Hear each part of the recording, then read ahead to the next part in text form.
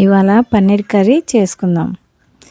పన్నీర్ చిన్న చిన్న ముక్కలుగా కట్ చేసుకొని కొత్తిమీర పుదీనా వాష్ చేసుకొని పెట్టుకోవాలి. పల్లీలు వేపుకోవాలి. గరం మసాలాలు కొన్ని తీసుకోవాలి.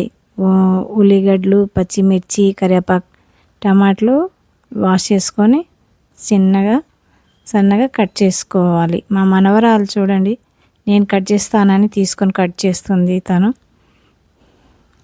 చిన్న చిన్న ముక్కలు కట్ చేసిన ఉల్లిగడ్డలని మెత్తగా రుబ్బుకోవాలి. మిక్సీలోకి మెత్తగా రుబ్బుకోవాలి. మెత్తగా రుబ్బుకొని పెట్టుకోవాలి. పొయ్యి వెలిగించుకొని కడాయి పెట్టుకొని అందులో కొద్దిగా ఆయిల్ వేసి, ఒక స్పూన్ ఆయిల్ వేసుకొని, మనకి ఎంత కావాలంటే అంత, ఇంకో స్పూన్ కూడా వేసుకోవచ్చు. జీలకర్ర,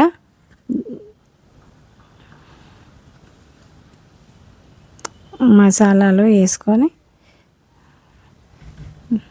ఆవాలు మీకు ఇష్టం, ఆవాలు ఇష్టం ఉంటే వేసుకోండి, లేకుంటే ఏం లేదండి. పచ్చిమిర్చి, కరివేపాకు, ఎండి మిర్చి వేసుకొని ఎర్రగా వేగుకోవాలి. కొద్దిగా 5 minutes 5 నిమిషాల్లో అటు ఇటు తిప్పుకున్నాక ఉల్లిగడ్డ పేస్ట్ మనం కలుపుకోవాలి. కొద్దిగా ఆయిల్ వచ్చేదాకా కొద్దిగా తిప్పుతూ ఉండాలి. వాసన పోయేదాకా వేగాక పల్లీలు మిక్సీ పట్టుకోవాలి. టమాటాలు 2 కలిపి మిక్సీ పట్టుకోవాలి. అందులో టమాటా ప్యూరీ కూడా వేసేయాలి. పసుపు కొద్దిగా, మనకు సరిపోయేంత పసుపు వేసుకొని కొద్దిగా సగం ఒకసారి అటు ఇటు కలుపుకుంటూ, అల్లం పేస్ట్ కొద్దిగా అటు ఇటు కలుపుకుంటూ ఉండాలి పచ్చివాసన పోయేదాకా.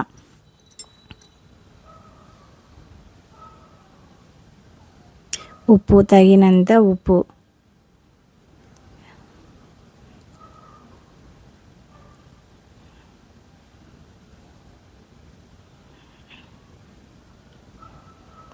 వాటర్ అంతా పోయేదాకా వేపుకోవాలి. టమాటా ప్యూరీ మనకు మిక్సీ పట్టుకున్నాం కదా, టమాటా పల్లీలు అది అందులో వేసుకొని తిప్పుకోవాలి. పుదీనా, కొత్తిమీర వాష్ చేసుకున్నాం కదా, అల్లం, పుదీనా, కొత్తిమీర మిక్సీ పట్టుకోవాలి. అది కారం, మనకు తగినంత కారం వేసుకోవాలి.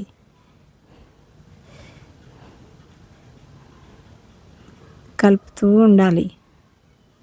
ధనియాల పొడి,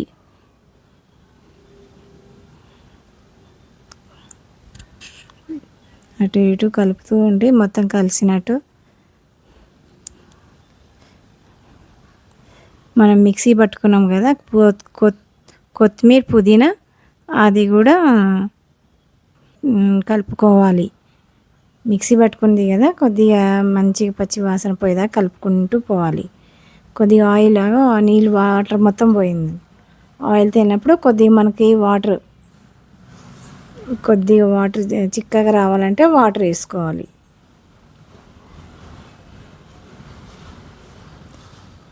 మన పన్నీర్ ఉడుకుతుంది కదా, అప్పుడు పన్నీర్ ముక్కలు అందులో వేసేసుకొని ఒక 10 నిమిషాలు వేగేదాకా ఉంచాలి.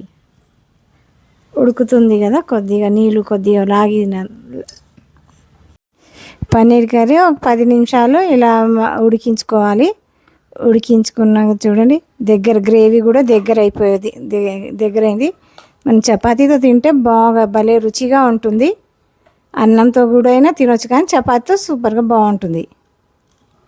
చూడండి ఎంత టేస్ట్. అంతేనండి. నచ్చితే ఈ వీడియోని లైక్ చేయండి, సబ్స్క్రైబ్ చేయండి. Okay, bye.